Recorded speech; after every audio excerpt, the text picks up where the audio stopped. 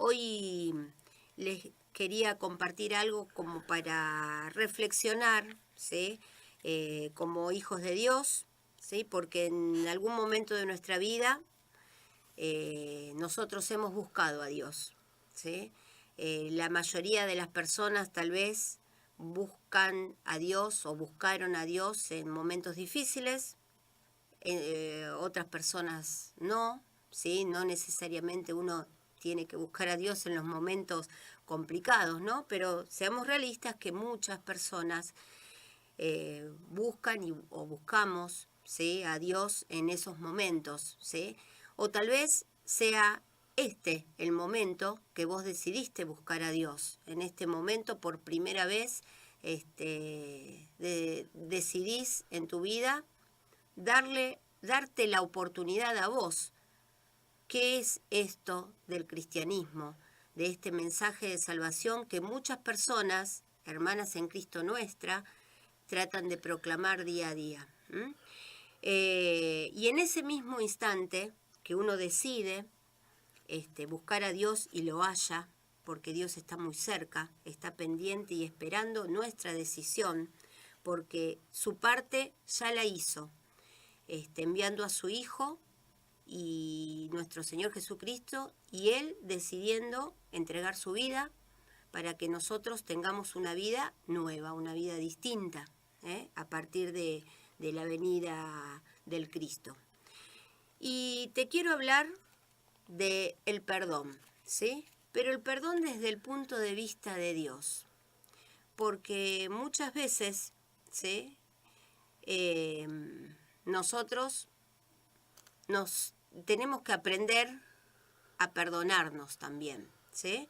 Y ver lo que hizo Dios para nuestra vida y aceptarlo, ¿sí? Y no estar constantemente viendo para atrás y haciendo de cuenta de que esa nueva vida no hizo ningún cambio en nosotros.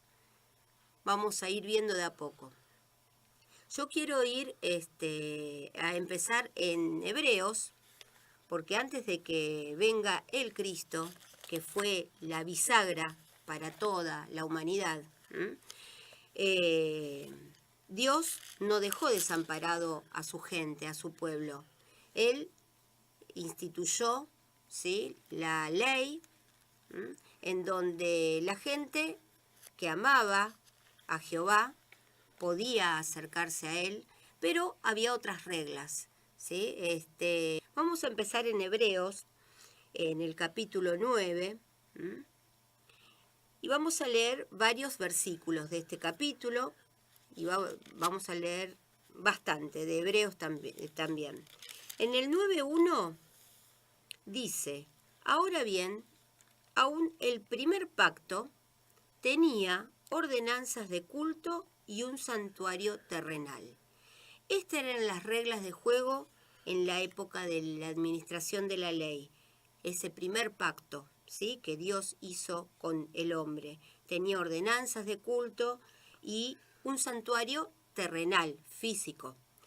Luego de ese versículo 1 empieza a hacer una descripción de cómo era ese tabernáculo, que estaba dividido en dos partes. Una primera parte que el sumo sacerdote entraba todos los días para hacer su culto, lo que Dios le había impartido que haga. También había una segunda parte, ¿sí?, de este mismo tabernáculo, en donde el sumo sacerdote entraba una vez al año para que a través de una ofrenda con machos cabríos y becerros, haciendo el sacrificio de eso, el sumo sacerdote hacía una limpieza de los pecados propios y de todo el pueblo.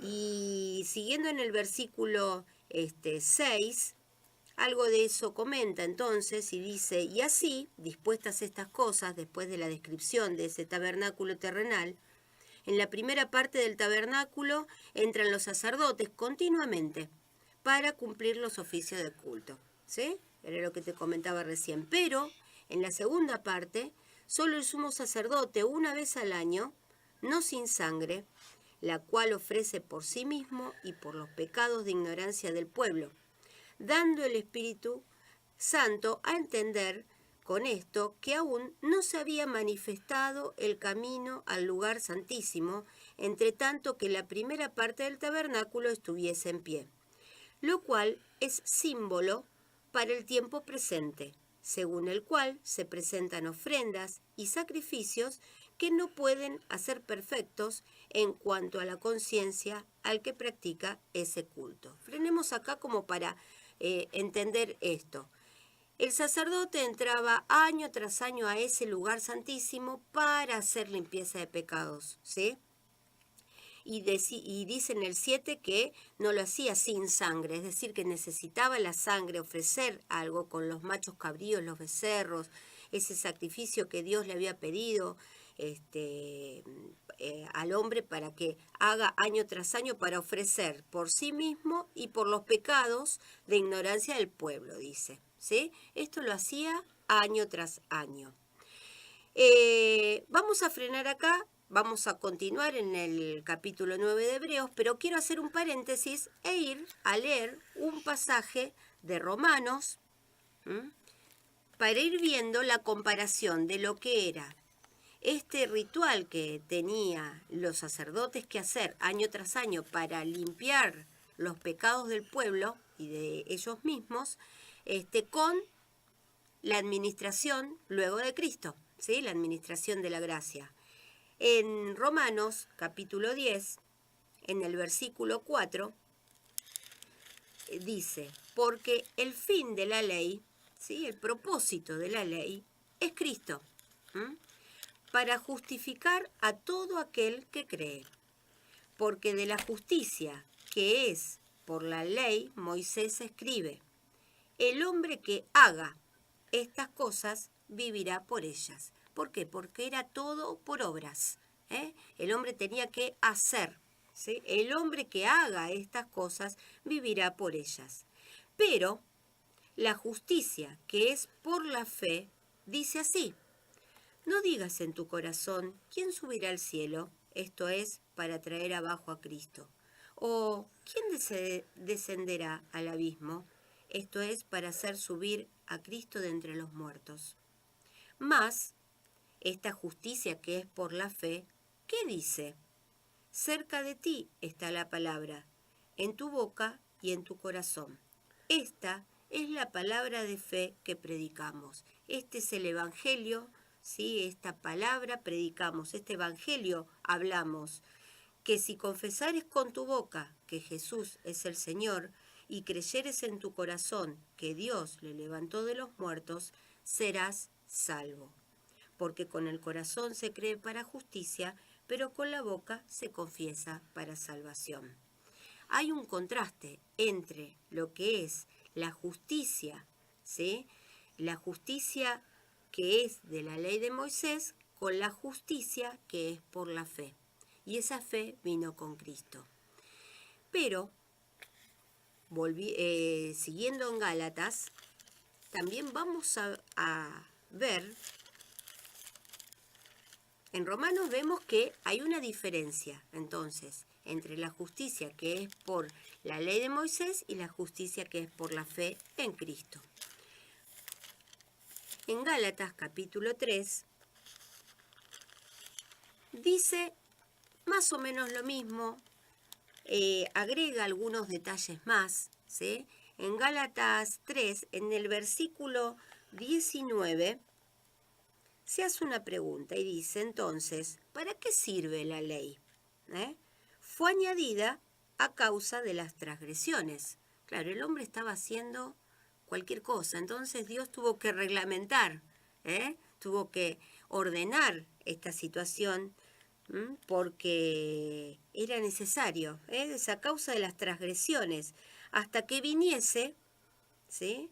Hasta que viniese la simiente a quien fue hecha la promesa, la simiente prometida, el Cristo, y fue ordenada por medio de ángeles en manos de un mediador. Entonces, esta ley, ¿sí?, fue añadida a causa de las transgresiones hasta un cierto momento, en espera de, ¿sí? con el propósito de esperar esa simiente prometida que es el Cristo, que era el Cristo. Sigamos en el versículo 23 del Gálatas 3, ¿no? Pero antes que viniese la fe, estábamos confinados bajo la ley. ¿Ven? Que estamos repitiendo lo mismo que estamos hablando desde hace un momento. Encerrados para aquella fe que iba a ser revelada. De manera que la ley ha sido nuestro ayo, nuestro guía, ¿sí? Nuestro camino para llevarnos llevarnos a Cristo, ¿sí? Hasta llegar el momento de la simiente prometida, para llevarnos a Cristo a fin de que fuésemos justificados por la fe. Esa justicia que habíamos leído en Romanos 10, ¿no? En el versículo 25, pero venida la fe, ya no estamos bajo ayo, bajo esa guía, ¿sí? Pues todos sois hijos de Dios por la fe en Cristo Jesús. Las reglas cambiaron, muy relacionado con lo que se compartió del mensaje de salvación la semana pasada. Es otra la situación venida a Cristo. Porque todos los que habéis sido bautizados en Cristo, de Cristo estáis revestidos. Ya no hay judíos ni griegos, no hay esclavos ni libres, no hay varón ni mujer, porque todos vosotros sois uno en Cristo Jesús. Y si vosotros sois de Cristo, ciertamente linaje de Abraham sois y herederos según la promesa. ¿Sí? Entonces acá vemos en dos pasajes el contraste que hay, ¿sí? Las similitudes, pero también diferencias que hay entre la administración de la ley, que fue nuestro guía. El propósito era llevarnos hasta el momento de que llegara la simiente prometida, el Cristo. Una vez que llegó la simiente prometida, vino el Cristo, ¿sí? Las reglas no era el hacer, sino que era por fe. Volvamos a Hebreos. Habíamos dejado en el capítulo 9, en el versículo 10, en el 11. Pero estando ya presente Cristo, ¿sí? Esa simiente prometida, pero estando ya presente Cristo, sumo sacerdote de los bienes venideros, por el más amplio y más perfecto tabernáculo, no hecho de manos, ¿sí? Ya no era terrenal, no hecho de manos, es decir, no de esta creación, y no por sangre de machos cabríos ni de becerros, sino, en contraste, por su propia sangre, ¿sí? Entró una vez para siempre en el lugar santísimo, habiendo obtenido eterna redención. Acá ya vemos una diferencia, de que todo era terrenal por obras. El Cristo, la simiente prometida, al venir, ¿sí? Como sumo sacerdote, no entregó sangre ajena, como antes lo hacían de machos cabríos o de becerros. Él entregó su propia sangre y entró una vez para siempre en el lugar santísimo, dice. En cambio, en la administración de la ley, el sumo sacerdote tenía que entrar una vez al año, ¿sí? Para hacer esa limpieza de pecados. Sigamos leyendo. Porque si la sangre de los toros y de los machos cabríos y las cenizas de la becerra rociadas a los inmundos santifican para la purificación de la carne, pregunta en el 14, ¿cuánto más la sangre de Cristo, el cual mediante el Espíritu Eterno se ofreció a sí mismo sin mancha a Dios, limpiará vuestras conciencias de obras muertas para que sirváis al Dios vivo? Así que, por eso, es mediador de un nuevo pacto. ¿Quién? Cristo. Es mediador de un nuevo pacto para que, interviniendo muerte para la remisión de las transgresiones que había bajo el primer pacto, los llamados reciban la promesa de la herencia eterna. porque donde hay testamento, es decir, un pacto, es necesario que intervenga muerte del testador, porque el testamento con la muerte se confirma. Por eso eran necesarios sacrificios, ¿sí? Antes. Y Cristo entregó, Él fue el sacrificio, ¿sí? Su propia sangre entregó. Pues no es válido, entre tanto que el testador vive, dice, el testamento con la muerte se confirma, pues no es válido, entre tanto el testador vive. De donde ni aun el primer pacto fue instituido sin sangre, porque habiendo anunciado Moisés todos los mandamientos de la ley a todo el pueblo, tomó la sangre de los becerros y de los machos cabríos con agua, lana escarlata e hisopo, y roció el mismo libro y también a todo el pueblo, diciendo: esta es la sangre del pacto que Dios os ha mandado. Y además de esto, roció también con la sangre del tabernáculo y todos los vasos del ministerio. Y casi todo es purificado según la ley, con sangre, y sin derramamiento de sangre no se hace remisión. Fue pues necesario que las figuras de las cosas celestiales, fuesen purificadas así, pero las cosas celestiales mismas con mejores sacrificios que estos, ¿sí? Porque no entró Cristo en el santuario hecho de manos, figura del verdadero, sino en el cielo mismo, para presentarse ahora por nosotros ante Dios, y no para ofrecerse muchas veces, como entra el sumo sacerdote, o como entraba el sumo sacerdote en el lugar santísimo cada año con sangre ajena. De otra manera, le hubiera sido necesario padecer muchas veces, ¿sí? Era necesario padecer muchas veces desde el principio del mundo, pero ahora, en la consumación de los siglos, se presentó una vez para siempre por el sacrificio de sí mismo para quitar de en medio el pecado.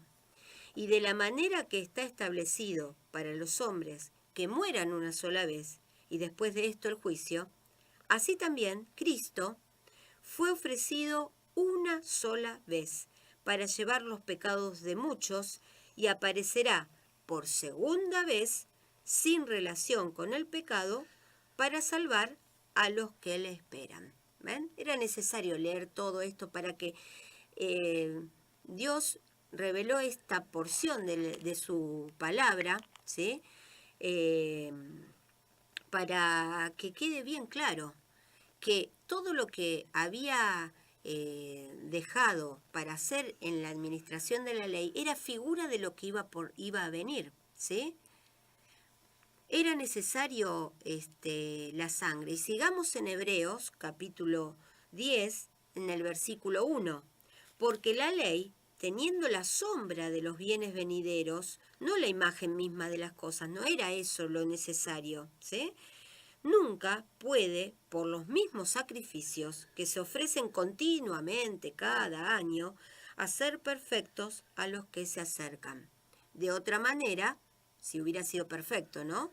De otra manera, cesarían de ofrecerse, pues los que tributan este culto, limpios una vez, no tendrían ya más conciencia de pecado. Pero en estos sacrificios, cada año se hace memoria de los pecados. Ellos necesitaban año tras año hacerlo. Dice, porque la sangre de los toros y de los machos cabríos no pueden quitar los pecados, ¿sí? Era necesario un sacrificio mejor, perfecto, ¿sí?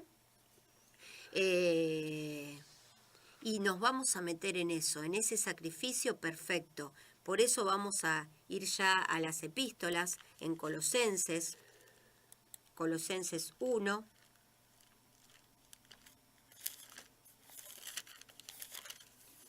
Colosenses 1, versículo 9 al 14 vamos a leer. Dice, por lo cual también nosotros, desde el día que lo oímos, no cesamos de orar por vosotros. Me importa leer acá por qué oraban, ¿sí? Pablo, dirigido a los de Colosas. No cesamos de orar por vosotros y de pedir que seáis llenos del conocimiento de su voluntad, en toda sabiduría e inteligencia espiritual, para que andéis como es digno del Señor, agradándole en todo, llevando fruto en toda buena obra y creciendo en el conocimiento de Dios, fortalecidos con todo poder, conforme a la potencia de su gloria, para toda paciencia y longanimidad. En Colosenses 1 estamos leyendo versículo 12.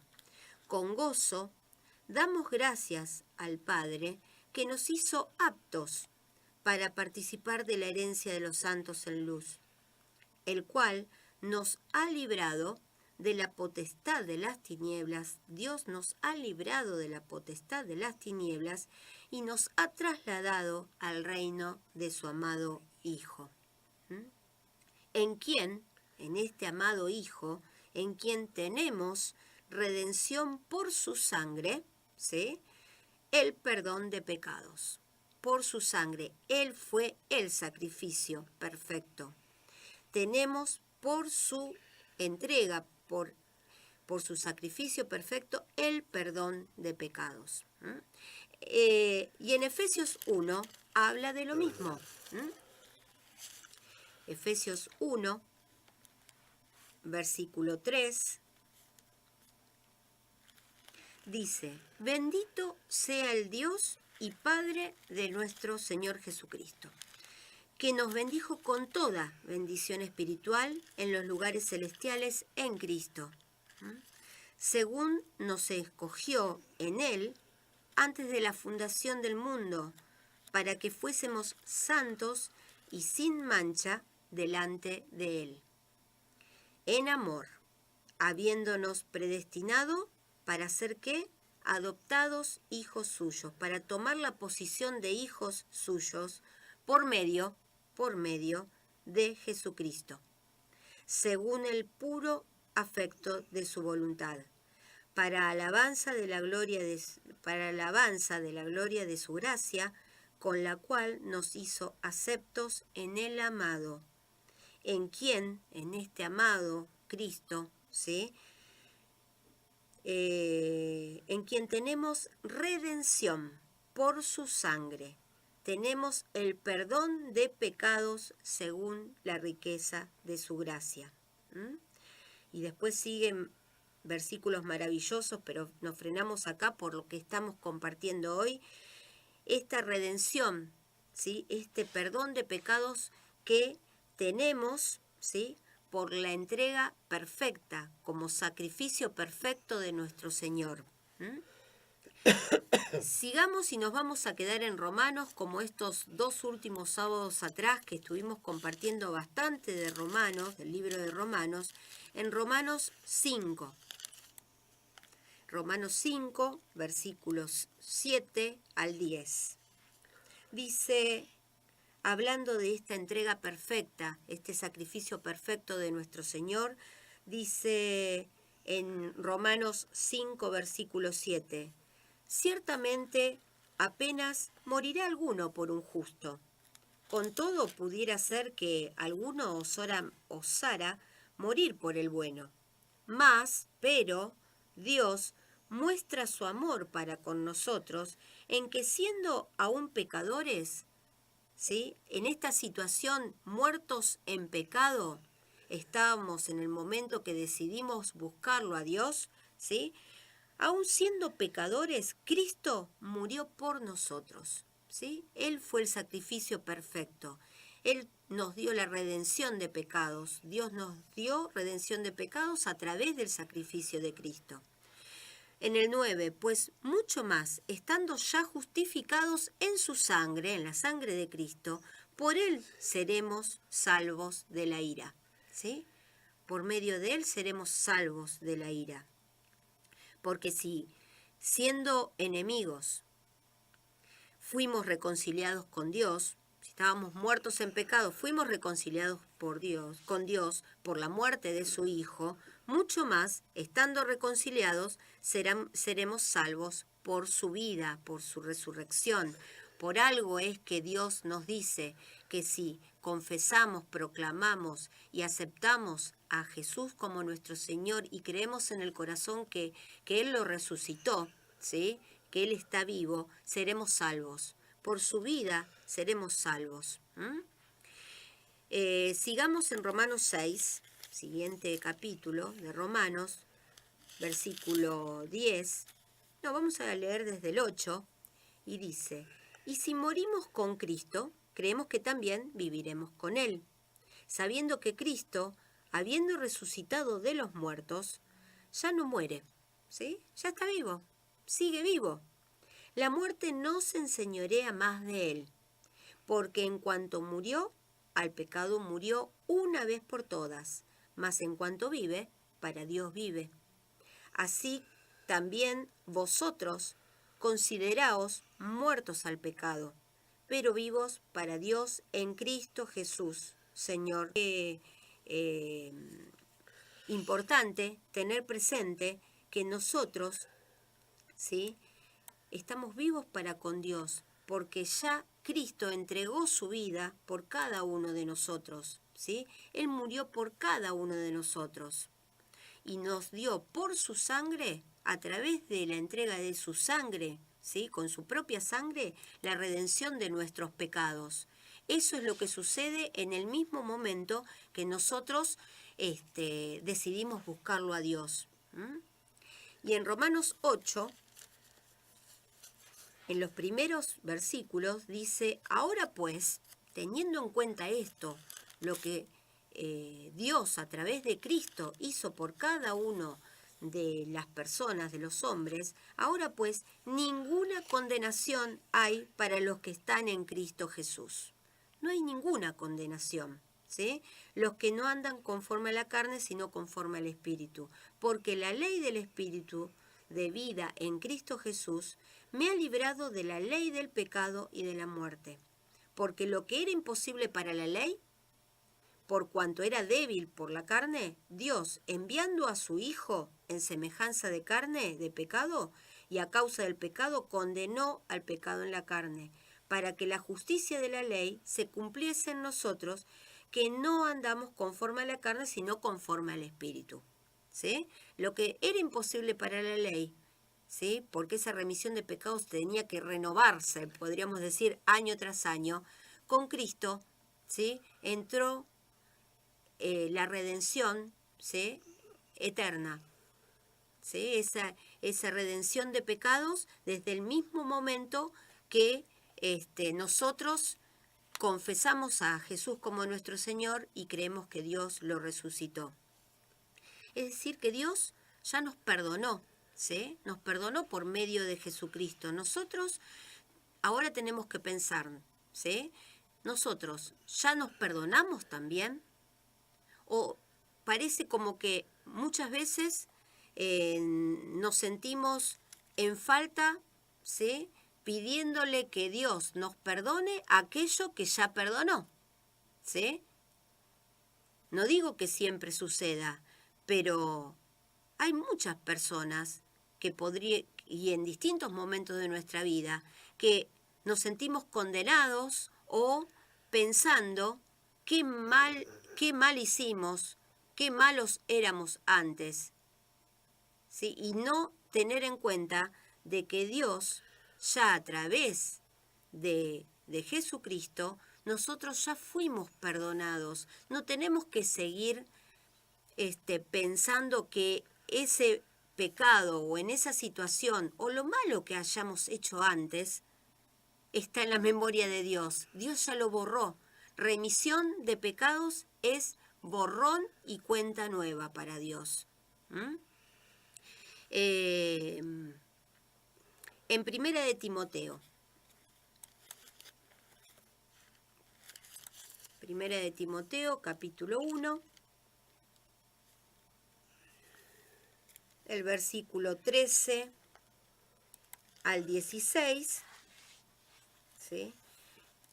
Unos versículos en donde Pablo le está hablando, le envió esta carta a Timoteo, y sabemos, Pablo que lo que fue antes de aceptar al Señor Jesucristo, ¿no? Y vamos a ver qué es lo que pensaba él de él mismo.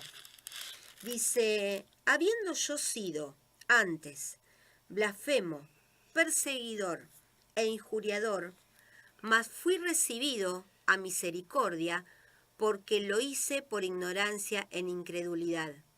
Pero la gracia de nuestro Señor fue más abundante con la fe y el amor que es en Cristo Jesús.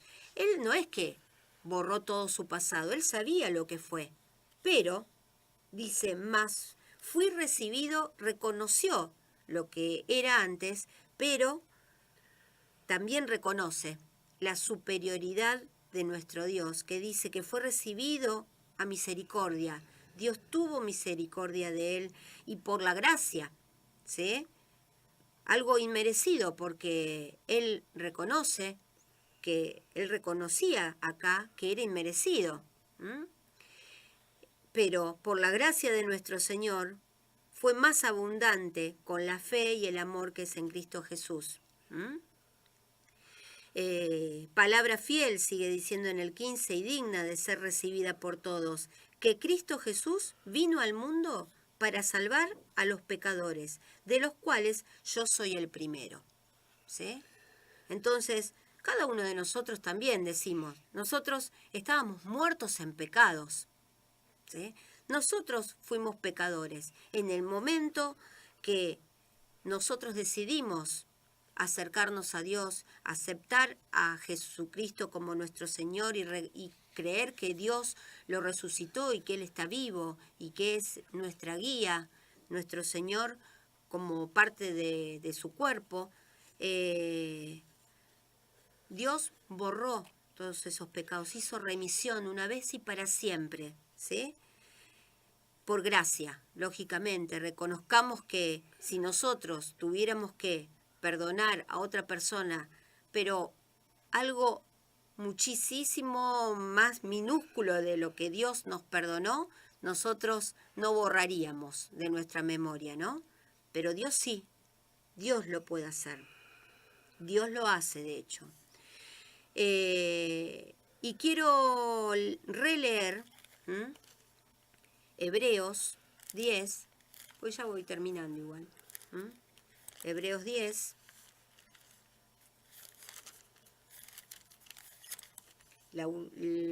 parte de lo que habíamos leído en el versículo 11. Y ciertamente todo sacerdote está día tras día ministrando y ofreciendo muchas veces los mismos sacrificios que nunca pueden quitar los pecados. Pero Cristo, habiendo ofrecido una vez para siempre un solo sacrificio por los pecados, se ha sentado a la diestra de Dios. De ahí en adelante esperando hasta que sus enemigos sean puestos por estrado de sus pies, porque con una sola ofrenda hizo perfectos para siempre a los santificados. Y nos atestigua lo mismo el Espíritu Santo, porque después de haber dicho, este es el pacto que haré con ellos. Después de aquellos días, dice el Señor, pondré mis leyes en sus corazones, y en sus mentes las escribiré. Y añade, y nunca más me acordaré de sus pecados y transgresiones. Pues donde hay remisión de estos pecados y transgresiones, no hay más ofrenda por el pecado.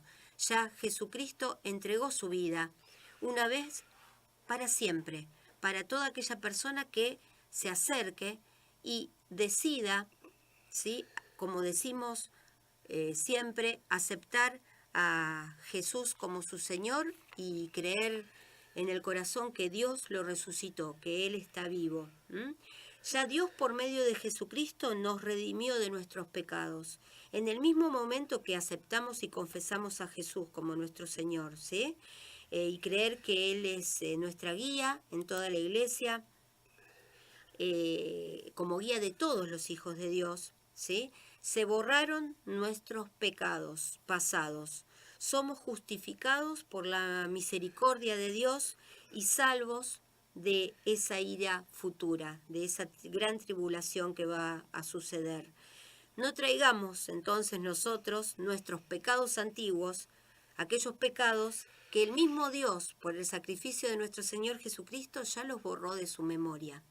Y esto es de consuelo porque, como leímos en Romanos 8, no hay condenación, ya no tiene que haber condenación de esos pecados pasados ya perdonados. Perdonémonos nosotros también, ¿sí? Y miremos para adelante. Eso no significa que nosotros no pequemos, pero nosotros recurriendo a Dios, pidiéndole perdón, es borrón y cuenta nueva. Dios olvida aquellos pecados que nosotros nos arrepentimos de cometer. Pero en el momento de que nosotros comenzamos a ser hijos de Dios, formar parte del cuerpo de Cristo, hizo remisión absoluta de pecados.